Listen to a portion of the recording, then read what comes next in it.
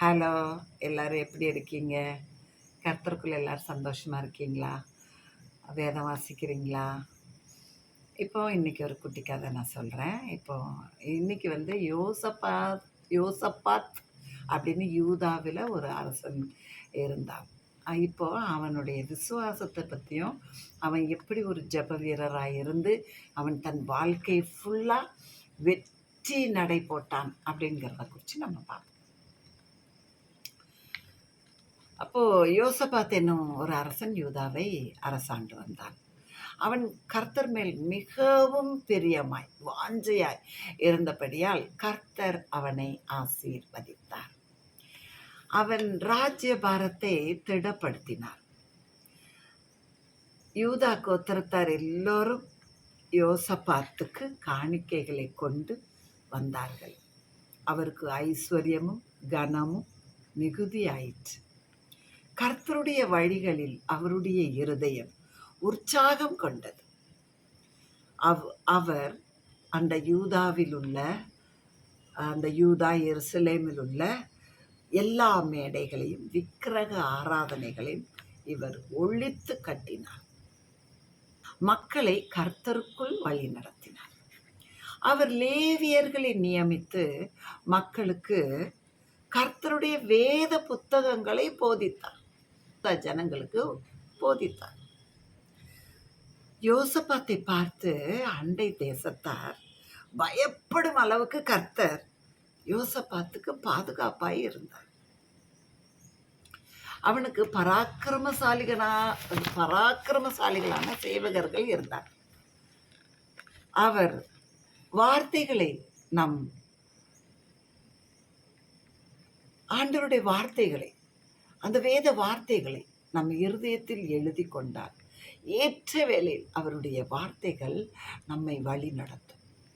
அவர் யோசபாத் நியாயாதிபதிகளை எல்லாம் நியமித்து கர்த்தருக்கு பயப்படுகிற பயம் உங்களில் இருக்க கடவது, நீங்கள் எச்சரிக்கையாய் இருந்து காரியத்தை நடத்துங்கள்.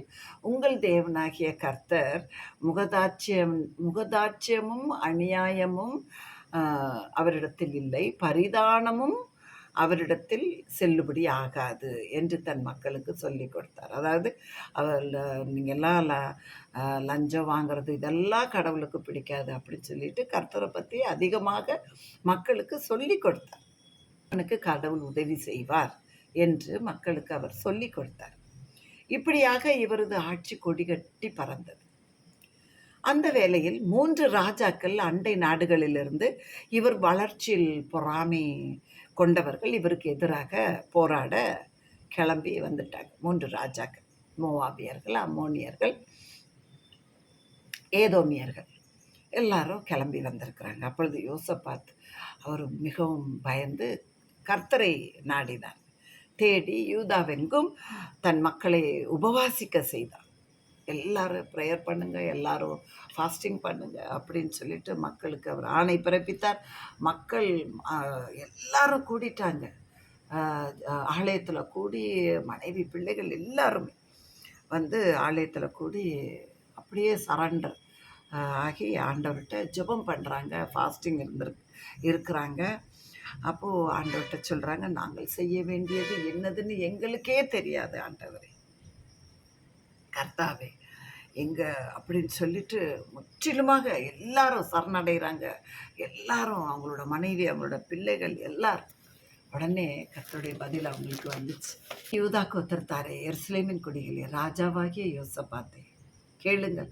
நீங்கள் ஏராளமான கூட்டத்திற்கு பயப்படாமலும் கலங்காமலும் இருங்கள் என்று கர்த்தர் உங்களுக்கு சொல்லுகிறார். இந்த யுத்தம் உங்களுடையதல்ல, கர்த்தருடையது.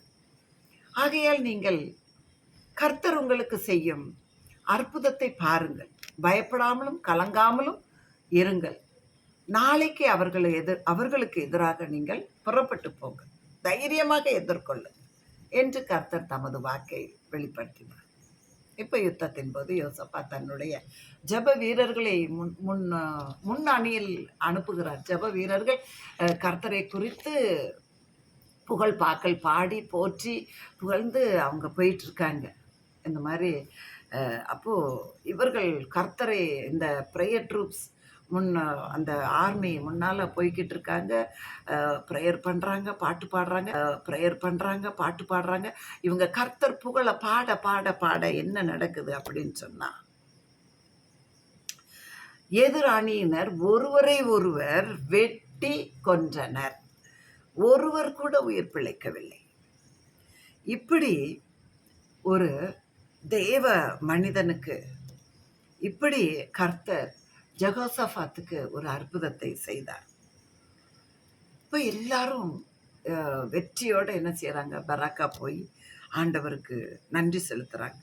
ஆகையால் நாமும் இந்த கதை மூலமாக நம்ம யோசபாத்தை போல அவர் மீது, கர்த்தர் மீது நாமும் வாஞ்சையாக இருக்கும். அவரை போல நாமும் வேதத்தை வாசித்து அறிந்த, அவர் வேதத்தை அவர் தேசம் முழுசும் அவர் அந்த வேதத்தை சொல்லி கொடுத்துருக்கிறார் ஜனங்களுக்கு. அப்போ இது வேதத்தின் முக்கியத்துவத்தை நம்ம இந்த யோசபாத்தின் கதை மூலமாக நம்ம அறிகிறோம். எல்லார் வீட்லேயும் வேதம் இருக்கும், ஆனால் எல்லாரும் நம்ம வாசிக்க மாட்டோம்.